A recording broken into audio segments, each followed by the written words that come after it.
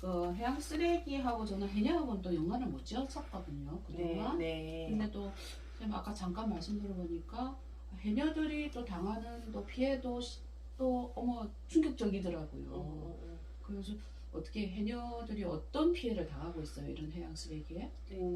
해녀들이 1년에 뭐 한 거제하고 통영만 해갖고 1년에 한 명씩 꼭 그 회 그물 있죠. 회 그물에 그런데 걸려갖고 못 올라와서 나중에 이제 이렇게 조사를 하면 그물에 이렇게 고기처럼 걸려서 어떻게 사망해 있는 그런 것들이 이제 신문이나 언론을 통해서 이렇게 보게 되거든요.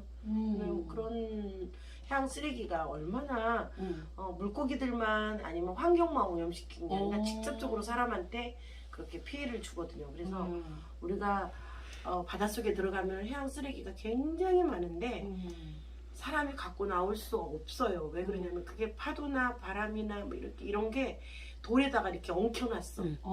그래갖고 조금 들고 나오려고 전혀 들어지지도 않을 정도로 그렇게 해양 쓰레기가 많이 있는데 예를 들어서 이제 제가 이제 해녀 학교를 만들어서 1기 제자 중에서 한 명은 여기에 보면 여기 나사가 하나 있거든요. 네네. 여기 나사에 그날은 이제 물이 시야가 어두워갖고 밑에까지 내려갔는데 안 보이니까 바닥까지 이렇게 됐는데 폐 통발 네. 거기가 철사가 여기에 딱 걸린 거야. 어머 어떻게? 그래서 이제 작업을 다 하고 올라오려고 했는데 이렇게 딱 올라오려는데 안 올라와지는 어머 거야. 어떻게 소름 그래서 끼쳐. 막 이렇게 고개를 흔들고 막 이렇게 하니까 어떻게 해서 빠진 거야. 근데 그게 딱 걸렸을 때 와 머리가 하얗고 아무 생각이 안 나더래요. 어머 소름이 너무 끼쳐요. 이 아침마당에 나가가지고 얘기했던 내용인데 음.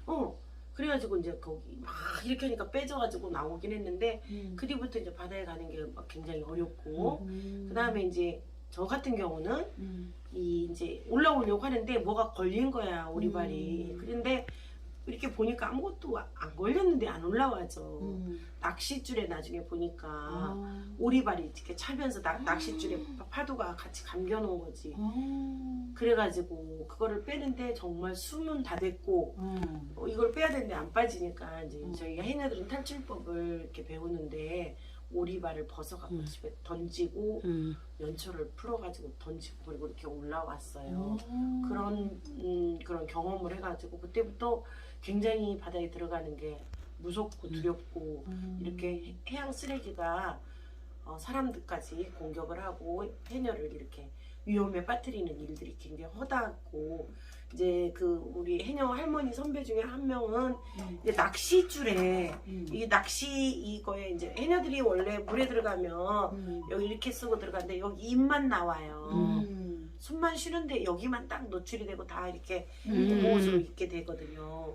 그런데 이게 이제 이렇게 걸린 거야. 이 낚시 이렇게 바늘에 이런 바늘 같은 데 보면은 낚시에 바늘이 이렇게 많아요. 이런 데 이렇게 걸려갖고 낀 거지. 그래갖고 너무 아픈데 뛸 수도 없고 뺄 수도 없고 얘를 잡으니까 잡아서 빠지지도 않고 얘가 돌에 걸려가지고 이 친구가 그래서 걸려가지고 나중에 이제 찢어져가지고 이렇게 올라와서 나중에 이렇게 꼬매고 그리고 또 이제 상처를 갖고 계시더라고. 그 할머니는 지금 돌아가시고 안 계시지만 그런 거를 이렇게 해녀 선배들한테 이야기를 들을 때 해양 쓰레기는 정말로 우리들한테 굉장히 많은 공격의 대상이고 그리고 자연 환경을 파괴하는 것도 파괴하지만 사람까지 공격을 한다. 그런 거에서 보면은 해양 쓰레기가 얼마나 정말 많은지 여러분들이 바닷속에 들어가 보시지 않아서 모르겠지만 해양 쓰레기가 굉장히 많습니다. 그래서 우리가 쓰레기를 줄이고 또 이거를 수거해서 다시 아이들에게 이렇게 훈련하고 교육하고 그런 것도 굉장히 의미 있고 우리들이 운동처럼 해야 될 일이라고 생각합니다. 이제 굴철에 여기 통영 거제는 굴이 많이 나오는 지역이잖아요. 그리고 뭐 가리비도 양식해서 굉장히 많이 나오는데 저희 같은 경우에는 이제 아이들한테 해녀가 잡아오는 그 굴이나 가리비 그리고 이렇게 소라 껍데기를 가지고 저희가 업사이클을 해요.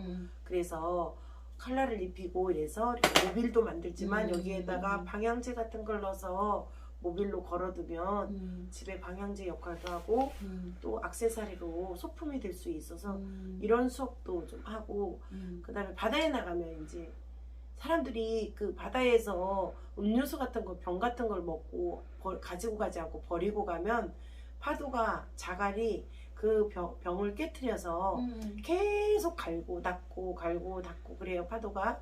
그래서 맨질맨질해진 그런 걸 가지고 저희가 이제 업사이클에서 브로치도 이렇게 저희가 만들기도 해요. 이렇게 브로치도 만들어서 아이들한테 그 교육과 그리고 해양 쓰레기가 얼마나 굉장히 많은지 그리고 그게 자연과 사람을 파괴하는 건지를 어린 아이들에게 교육하고 하면은 아이들은 또 엄마한테 집에 가서 또 가족한테 이야기하고 아빠 낚시가는 아빠한테 가급적이면 이런 걸 쓰지 않도록 아이들이 얘기하면 엄마 아빠들은 또 아이들의 이야기를 기울이더라고요. 그래서 교육의 효과가 이렇게 전달을 하고 전해주는 효과가 굉장히 크더라고요. 그래서 저희는 학교에 나가서 1년에 수업을 한 5,000명 정도 하는데 그때 이제 하는 수업들 중에 이런 프로그램들이 들어갑니다.